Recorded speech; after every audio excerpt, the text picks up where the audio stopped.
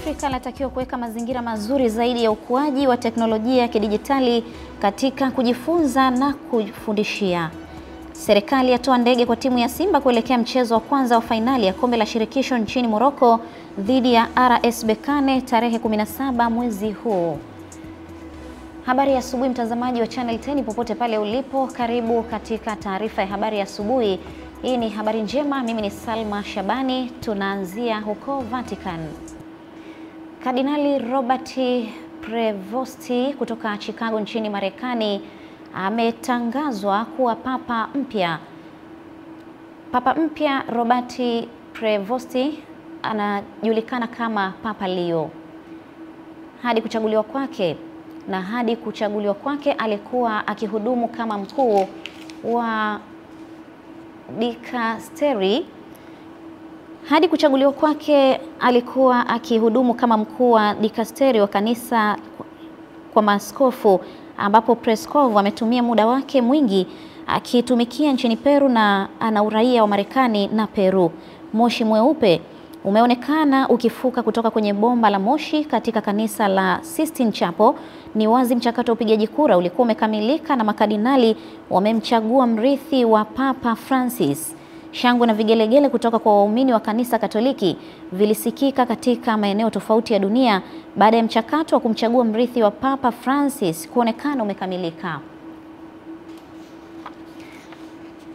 Bara la Afrika limetakiwa kuweka mazingira mazuri zaidi ya ukuaji wa teknolojia ya kidijitali katika kujifunza na kufundishia, yani e-learning, ili bara hili liweze kwenda sambamba na kasi ya maendeleo ya kiuchumi iliyopo duniani hivi sasa.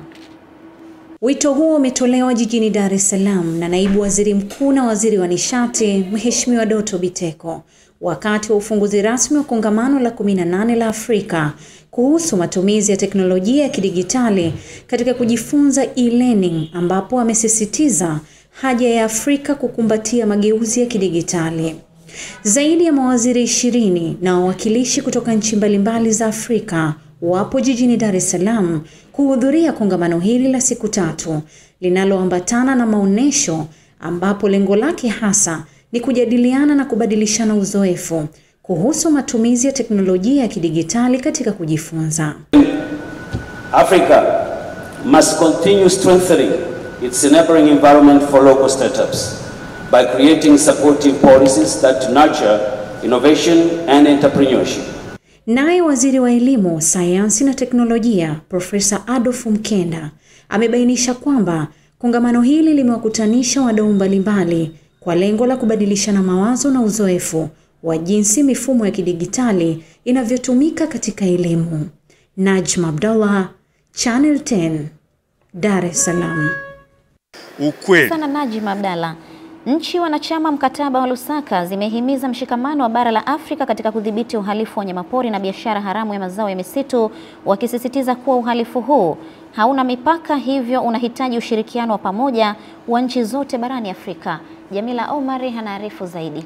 Hayo yameelezwa jijini Arusha katika mkutano wa 14 wa baraza la uongozi la nchi wanachama wa mkataba wa Lusaka, mkutano unaolenga kuimarisha mikakati ya pamoja dhidi ya uhalifu wa mazingira.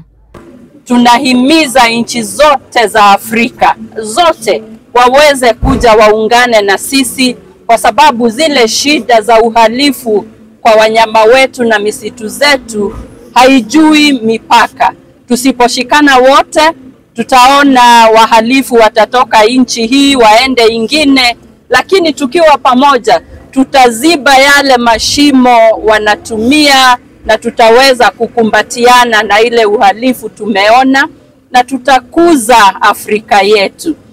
Katika hatua ya kuendeleza ushirikiano huo, waziri wa maliasili na utalii wa Kenya Rebecca Miano amekabidhi rasmi kijiti cha uraisi wa baraza la usimamizi wa mkataba wa Lusaka kwa waziri wa maliasili na utalii wa Tanzania Balozi Dr. Pindi Chana. Tunakuja pamoja na kusema kwamba tushirikiane katika masuala mazima ya uhalifu, katika masuala ya rasilimali za wanyama na misitu, ili pale uhalifu unapotokea katika nchi moja, wanapotaka kwenda wahalifu nchi nyingine, mnashirikiana katika kudhibiti hizi rasilimali ambazo tunazo katika nchi zetu ni rasilimali ambazo kimsingi tunapaswa kuzitunza. Kwa hiyo Lusaka Agreement ni agreement ambayo nchi wanachama wanakuja pamoja na kusema sasa tuunde task force.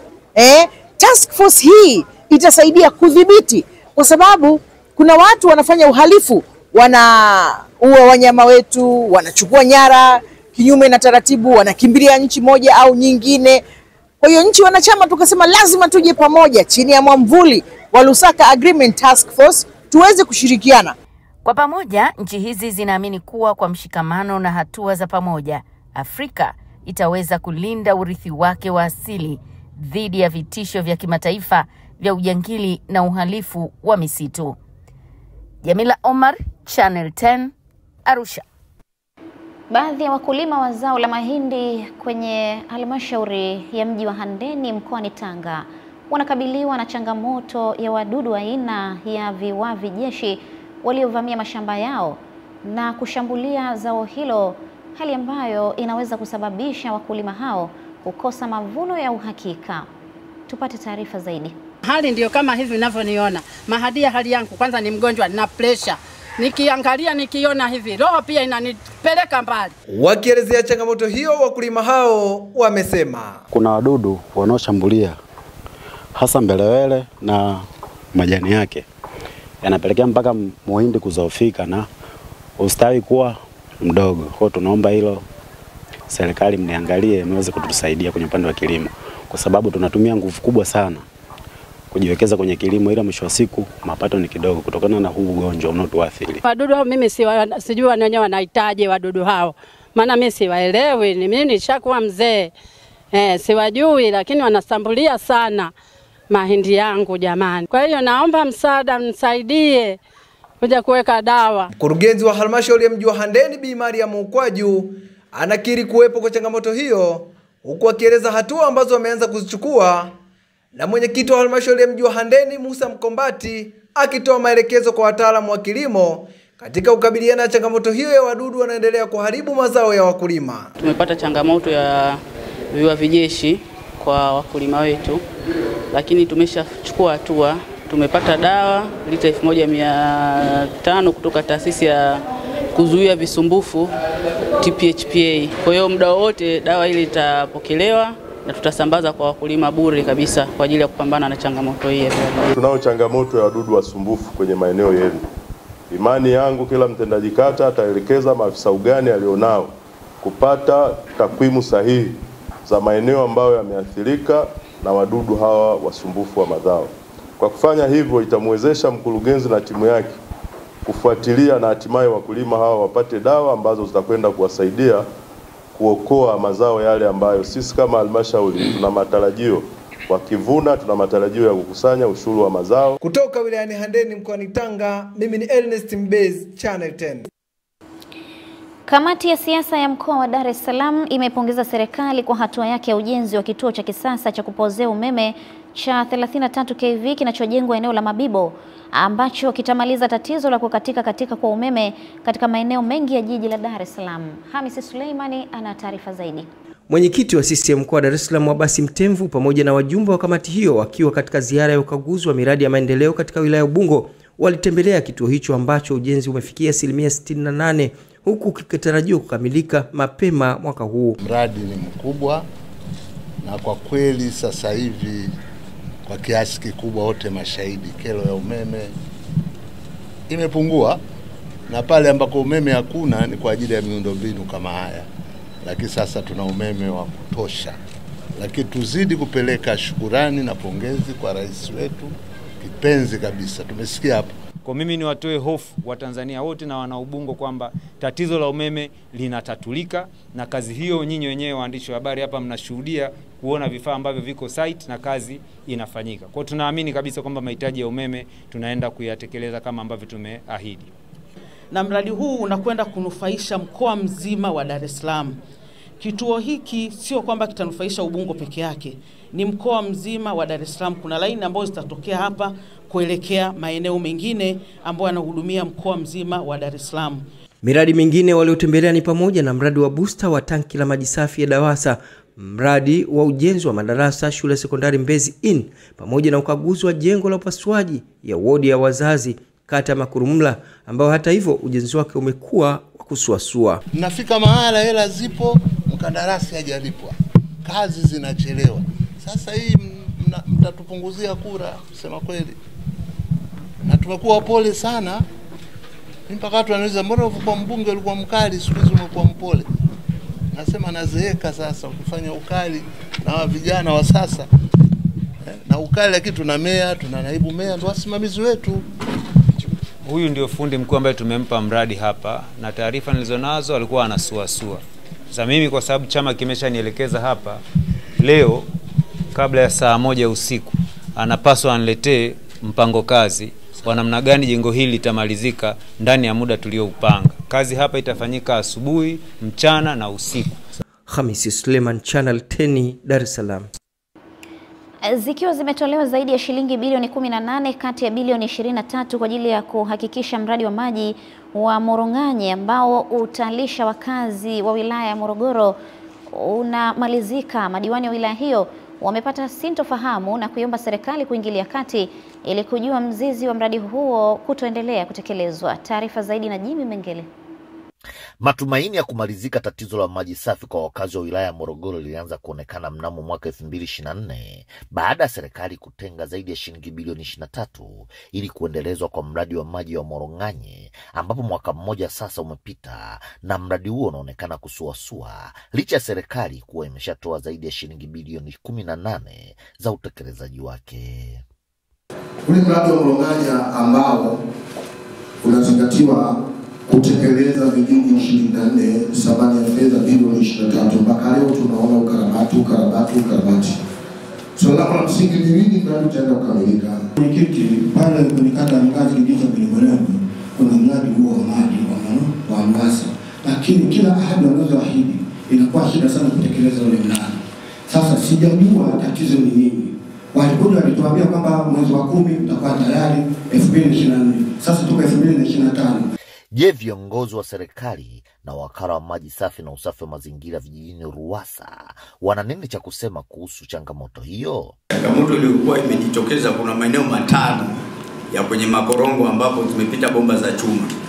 Kulingana na mvua zinazoendelea kunyesha, nguzo zile zimesombwa na mabomba yale yameachia kwenye viungasho. Sasa hivi tumeshindwa kwenda kufanya tathmini kwa sababu bado makorongo yale yamejaa maji. Miradi yote ambayo haijakamilishwa, kurugenzi hakikisha wasimamia hawa watu wako kuhakikisha kwamba miradi hii inakamilishwa.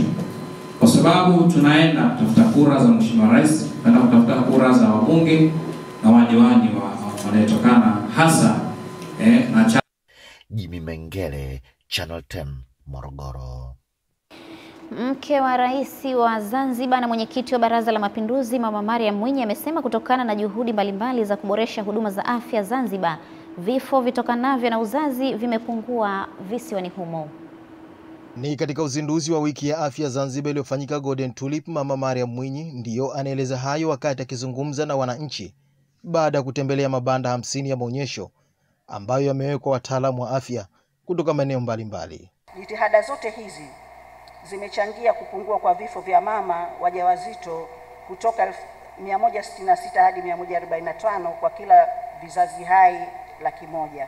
Aidha, kiwango cha chanjo kwa watoto kimeongezeka hadi kufikia 95%, na chanjo ya saratani ya shingo ya kizazi imefikia 98.5%. Ni hatua kubwa sana. Hongereni Wizara ya Afya. Mbali ya uzinduzi wa Zanzibar Afya Wiki, Mama Mariam Mwinyi alizindua programu ya Mama na Mtoto 2025, Shehia Afya programu 2025 na Lishe Bora programu 2025. Programu hizi zina manufaa makubwa 5 kwa nchi yetu. Ya kwanza ni kuhakikisha tunashusha huduma zote zenye kuhusu uzazi salama na matibabu ya dharura kwenda vijijini. Pili, huduma za kliniki kabla na baada ya kina mama kujifungua kufika vijijini au kwenda katika shehia. 3, huduma za chanjo na huduma ya afya kwa watoto kuweza kufika shay'an.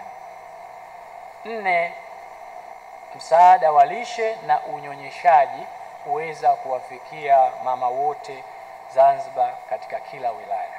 Waziri wa Afya Zanzibar Nasr Ahmed Mazrui amesema kupitia tamasha hilo wadau wa sekta ya afya wanapata fursa ya kubadilishana uzoefu na wananchi wakipata elimu ya afya na matibabu. Maadhimisho haya ya wiki ya afya yana lengo la kuhamasisha na kuimarisha huduma za afya, ubunifu na usawa wa jamii ya Zanzibar. Wiki ya afya ni jukwaa muhimu linalowezesha kuhamasisha jamii juu ya masuala yetu ya afya, kufanya tathmini ya hali halisi ya huduma zetu na kuendeleza ushirikiano wa dhati kati ya serikali, jamii na wadau mbalimbali. Mwaka huu tumeweka msisitizo maalum kwenye kuimarisha huduma za afya, ubunifu katika sekta ya afya na ustawi wa jamii wa Zanzibar. Katika maonyesho hayo yaliyoambatana uzinduzi wa wiki ya afya Zanzibar, wananchi 1264 wamepatiwa huduma mbalimbali za afya kwa siku 3. Jamii imetakiwa kuunganisha nguvu na kusaidia watu mbalimbali wenye uhitaji waliopo katika jamii, wakiwemo watoto yatima, wafungwa na wagonjwa waliolazwa hospitalini. Wito huo umetolewa Kondoa na kaimu mkurugenzi wa halmashauri ya mji wa Kondoa Hassan Kiseto, wakati kikundi cha kijamii cha kina mama mjini Kondoa kilichounganisha nguvu kusaidia jamii kikipokea mashine ya kuchakata zao la alizeti kutoka taasisi ya Lalji Foundation ambayo itasaidia kuongeza kipato cha kikundi hicho. Kwa upande wake, mwenyekiti wa taasisi ya Lalji Foundation Imtiaz Lalji amesema lengo la kukabidhi mashine hiyo ni kukiinua kiuchumi kikundi hicho ambacho kinatoa huduma mbalimbali za kijamii kwa wananchi. Kwa kujionea wenyewe kundi lililopo, udhaifu tulio nao, lakini kupitia mashine hii tutakuwa watu wa maana sana, na tunakuahidi tutatunza vizuri mashine hii na mradi huu utaendeshwa vizuri kwa ajili ya Allah, ili faida yake irudi kwenye jamii, lakini pia izalishe kipato zaidi. Lazima tuwe waangalifu, la kwanza, na la pili lazima tuwe na akiba ambaye tunaweka kwa ajili ya mashine. Kwa hiyo mimi ushauri wangu kwenye mapato ya kila mara 10% au 20% ikae kama akiba, ili baada ya miaka 4 miaka 5 wakati hii mashine ikiwa imeshachoka na haiwezi kufanya kazi, angalau nyie muwe mmeshatengeneza akiba ya kuweza kununua mashine nyingine ili kazi yenu isikwame. Kama tukitumia pesa zote ambazo zinapatikana kila mara hatutaweka akiba, basi baada ya miaka kadhaa mtajikuta kwamba hamna mashine ya kuwatengenezea tena hiyo mapato. Naam, ushirikiano kati ya Jamhuri ya Muungano wa Tanzania na Jamhuri ya Kiislamu ya Irani unaendelea kuimarika katika nyanja mbalimbali, ikiwemo urithi wa utamaduni ambao ni fursa kwa mataifa yote mawili yenye vivutio vya kale pamoja na utamaduni unaofanana, kama uwepo wa jamii ya Washirazi ambao waliishi katika pwani ya Afrika Mashariki. Akizungumza katika mjadala wa urithi wa utamaduni katika kituo cha utamaduni cha Irani jijini Dar es Salaam, mhifadhi mkuu wa mambo ya kale Tanzania Revocatus Bugumba amesema Tanzania ni miongoni mwa nchi zenye urithi adimu wa utamaduni duniani, hivyo kushirikiana na kituo cha utamaduni cha Iran itapanua wigo wa vijana kupata ajira katika sekta hiyo na kukuza uchumi wa mataifa yote mawili. Na matukio makubwa sana kuhusu toka kuumbwa ulimwengu, urithi wake. Unaweza kukuta wazee kuumbwa ulimwengu, juhudi ya mwanadamu kubadili ulimwengu mpaka sasa. Kwa hiyo tunapaswa kujivunia huo urithi, kuutangaza na sisi kutumia kama chanzo cha kuongeza mapato. And very rich history and very proud heritage. So I went to different historical sites in in Zanzibar, in Bagamoyo and different parts, and I will do my best to promote this culture and to introduce this history to the youth, so they can think more, they can research more about it, so for the better benefits in the future. Jifunza kama vijana ambao tunasoma kwenye utalii kwamba tunatakiwa tuwe na umoja na tuwe na uwezo wa kuchangamana na jamii nyingine zinazotoka nje ya Tanzania ili kudumisha mawasiliano, umoja na utamaduni wetu kufahamika na pia kushirikiana kimataifa. Kutokana na utamaduni wa Iran umekuja kuanzisha lugha ya mama ambayo tunaitumia, lugha ya Kiswahili. Lakini pia sio hivyo tu, lakini pia nimejifunza pia kuna muunganiko wa mbalimbali wa tamaduni ambao kwa kipindi cha zamani kiliathiri upande wetu wa coastal, lakini iliathiri kwa upande mzuri, kwa upande ambao ni positive kwa kwetu sisi. Mwenyekiti wa Umoja wa Vijana wa CCM mkoa wa Kigoma, Emmanuel Abuya, amesema miradi mikubwa ya kimkakati mkoani humo imeelezwa ni fursa kubwa ya kufungua mkoa huo kiuchumi, huku akiwataka wananchi kutumia fursa ya ujio wa mradi huo kujikwamua kiuchumi. Abuya ametoa taarifa hiyo wakati wa mkutano wa hadhara uliofanyika kata ya Mwandiga na Bitale kwa lengo la kunadi utekelezaji wa ilani ya Chama cha Mapinduzi CCM kwa kipindi cha miaka 4 ya uongozi wa Rais Dr. Samia Suluhu Hassan.